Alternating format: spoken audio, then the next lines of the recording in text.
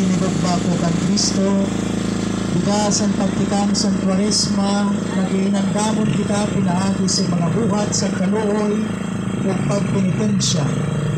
Basi makagsaurog kita sa misteryo sa Pasko sa Ginoo, ganahan kita magkataurusa pagtikang sini nga makaramdaw kapag saurog, dinuyugan sa bugos nga simbahan, sa bugos nga kalibutan.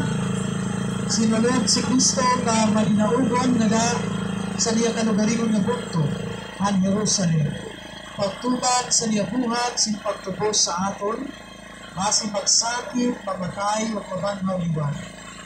Panumdam kita sa niya nakakakalwas na buhat, na sa buhi na pagtuho, sunda ka siya, sa pakikusa sa iya, mula sa niya mga kasakitan, sa cross, kung makaambito ka kita sa iya pagkabanhaw, o sa niya bago nga kinabun.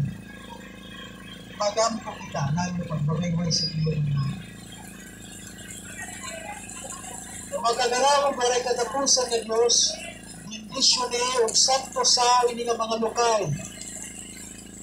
Masi kami nga malipayon na nagsusunod kang Kristo, hamon hadit, matapos pagkanat sa dayon ng Jerusalem, dito, pag inaabto siya dulong na kahadit sa dayon ng katuligan.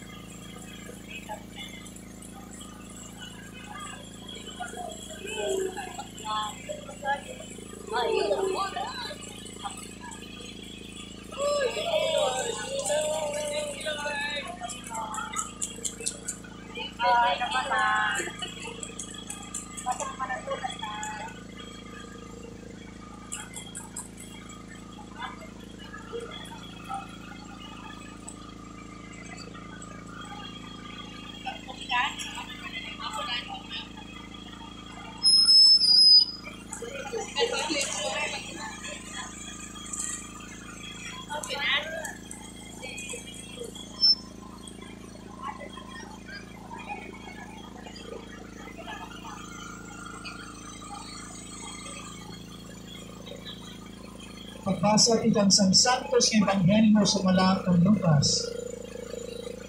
Nahitabo na paghirani ni Jesus sa Belfake, o Pitanya, sa bukid na pinanarana na Olivo, yung panaraniya yung duha sa niya mga tinunan, na niya ginsari, pakadto sa paryo na iyo gintatanggap.